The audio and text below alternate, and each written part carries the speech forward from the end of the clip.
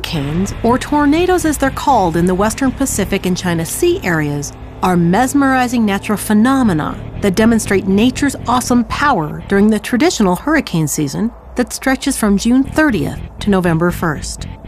A hurricane is a storm in which the wind speeds range from 75 miles per hour to 150 miles per hour and beyond. The word hurricane derives from Hurricán, an ancient evil Mayan god. Yes, they're eye-popping, but when they occur, towns and cities across large areas can sometimes suffer tens of thousands of deaths. Hurricanes form over tropical waters between 8 and 20 degrees latitude in areas of high humidity, with light winds and warm sea surface temperatures of 80 degrees Fahrenheit or higher.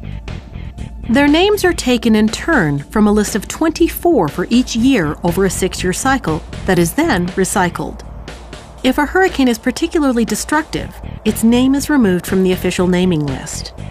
The eye is often visible in satellite images as a small circular cloud-free spot.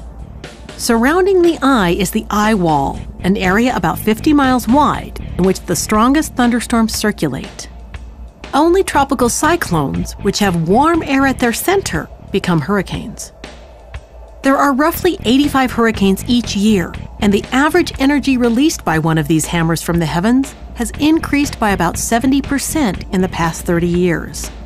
That's equivalent to the energy released from about 10,000 nuclear bombs. Whether or not this is due to global warming is open to conjecture.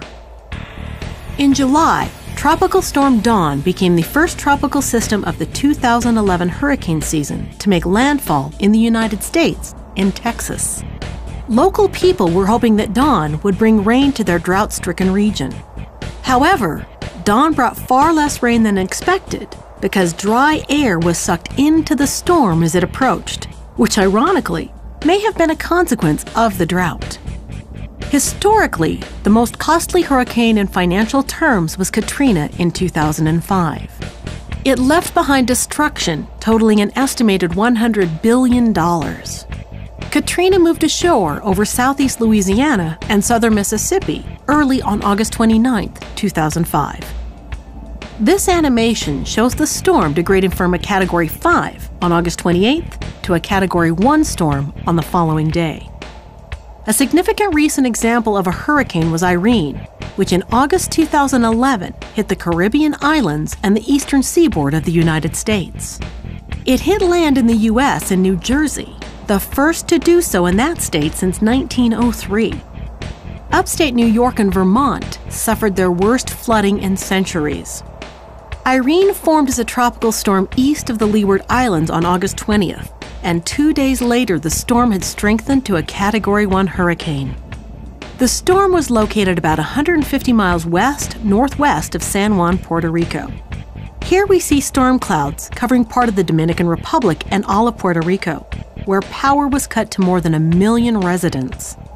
Also in August, a tropical depression formed over the western Pacific Ocean, and within 4 days it had grown in strength to become a super typhoon, covering hundreds of miles east of the northern Philippines with winds gusting to 190 miles per hour. Wild weather like we've seen today reminds us of our fragile existence on this endlessly fascinating ball of rock that we live on. When it rumbles and rocks, we stand in awe.